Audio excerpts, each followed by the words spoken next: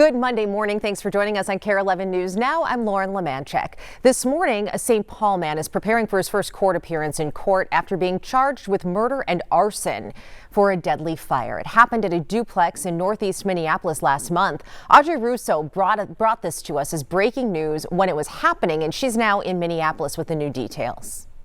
What's at the heart of this case is a fraught friendship between the suspect, Andrew Neitz, and the victim, Houston Housley. That's according to both police and to Housley's mother. Now, Housley lived in the now boarded up duplex with his mother, who's the owner of the property. She says that Neitz had threatened to burn the property down before. And according to the criminal complaint, Housley's car disappeared the night of the fire. When police found it the next morning, they say Neitz was the driver. Police also say location data from Neitz's phone placed the device at Housley's home around the time of the fire. Forensic details in a case that's leaving a family in grief. He was always trying to help people, and the person responsible for this was one of them. Always said, "I loved you" at the end of our call. I'm gonna miss his daily calls. That's gonna be a rough one. Now, according to the criminal complaint, neighbors also saw Neitz around the home at the time of the fire. Neitz is due before a judge at 10 o'clock this morning. Back to you. Well, right now, a 12-year-old boy is in critical condition after crashing his bike at Northside Park in Sartell yesterday afternoon. Sartell's just outside of St. Cloud, about an hour northwest of the Twin Cities. Police say two boys were riding their bikes on what is referred to as Muskie Hill when the 12-year-old crashed near the bottom. A 10-year-old with him called 911, and someone passing by, a CPR instructor, gave the boy CPR until paramedics arrived. He was life-flighted to HCMC. They say he was wearing a helmet. A look from Washington, D.C. this morning on day 6 of the government shutdown. Republicans and Democrats are doing a lot of blaming each other and no sign of negotiating with each other, with federal workers' jobs hanging in the balance. While on immigration, the Trump administration is sending National Guard troops to Chicago, despite the Illinois governor's objections. A federal judge blocked an administration effort to send National Guard troops from other states into Portland, Oregon. NBC's Alice Barr has the very latest from Washington. President Trump's push to send National Guard troops into more American cities facing new pushback. In Portland, Oregon overnight, where protests are underway, a federal judge blocked the Trump administration's move to send National Guard troops from California or any other state into the city. California's governor celebrating the order, writing, quote, "Trump's abuse of power won't stand."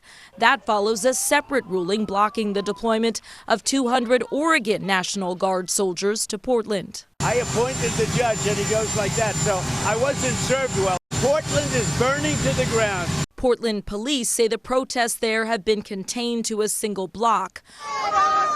While in Chicago, the Trump administration ordering 300 National Guard troops into the city, making good on weeks of threats over the Illinois governor's objections. They want to create the war zone so that they can send in even more troops. Republican leaders rejecting that. U.S. military, Mr. I don't think Speaker. you should ask the governor. I think you should ask the citizens who are in fear for their lives and livelihoods in these cities. Citing recent attacks on ICE officers, including this, the Department of Homeland Security says happened Saturday in Chicago, a black SUV repeatedly slamming a truck with ICE agents inside, all as the federal government shutdown stretches into its 6th day, with President Trump warning mass layoffs of federal workers are coming. I call them Democrat layoffs. We tried to get President Trump to sit down with us weeks ago. Negotiations at a standstill with military service members among the thousands working without pay.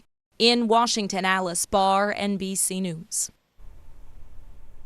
New this morning, a major shakeup in France. The country's new prime minister has resigned after only 2 weeks in office.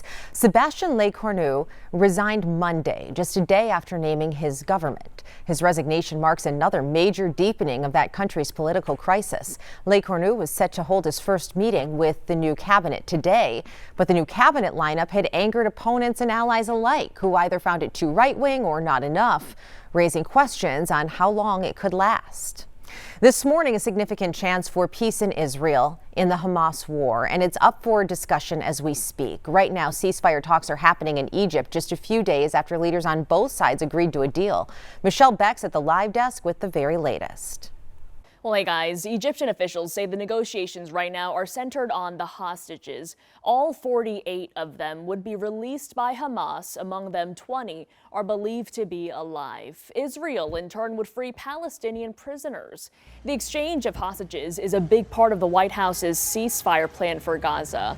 Another part of the proposal is for Hamas to give up power and disarm.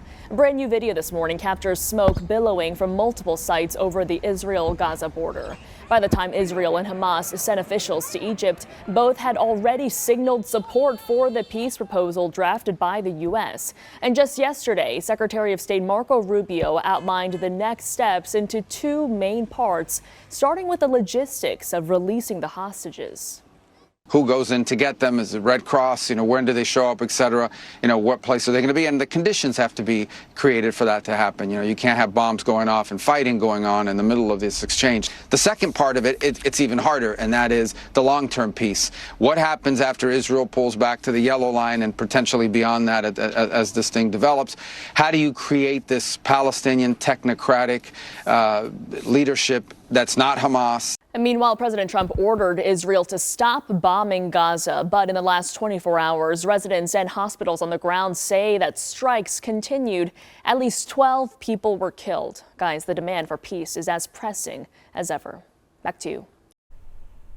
This morning, the city of Golden Valley says it's now working to select an interim police chief. That's after Virgil Green, who's been on leave since May, resigned from the job following 2 investigations. City documents say one investigation involved the unauthorized release of body camera video and an interview with a local television station related to an ongoing criminal investigation in January. The other investigation confirmed Green interfered in and undermined an internal investigation of an alleged employee misconduct. Well, Green just released a statement saying questions about what led to the investigations will be answered soon. But he went on to say, quote, "While reasonable people can disagree about the events leading up to this decision, I hope the focus remains on the positive progress we've made together and the bright future ahead for Golden Valley." This morning, tensions remain high between Minnesota Lynx star Napheesa Collier and WNBA Commissioner Cathy Engelbert. All of it stemming from Fee's comments last week, slamming Engelbert's leadership and making several accusations. Engelbert now addressing those comments in front of reporters for the first time. There's a lot of inaccuracy out there through social media and all this reporting. And so I think what's most helpful is to focus on, I have been in touch with Napheesa. We've exchanged texts. We're talking next week. So I think obviously a lot of reporting, a lot of inaccuracy about what I said or what I didn't say. Well, that meeting you just heard Engelbert mention is apparently not happening anymore. Sources told ESPN on Saturday that Fee canceled it, saying Engelbert's press conference Friday pretty much pushed the relationship beyond repair.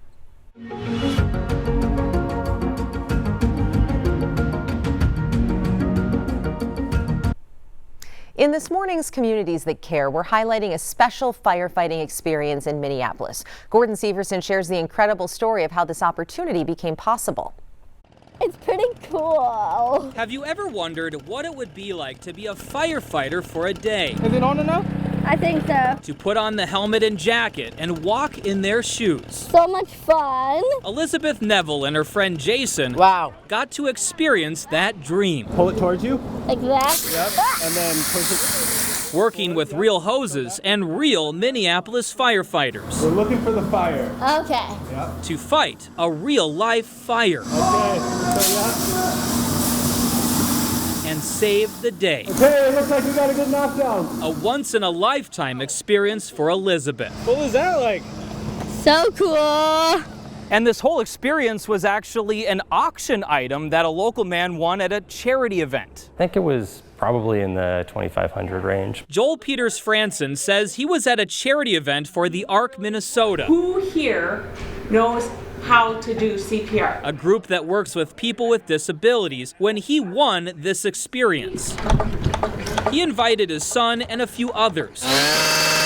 but then decided to ask a few of ARC's members to share the experience. I mean, I'm so happy it turned out this way. And to bring their parents along for the ride. It's a little crazy and over the top, but you know what? I'm really enjoying it.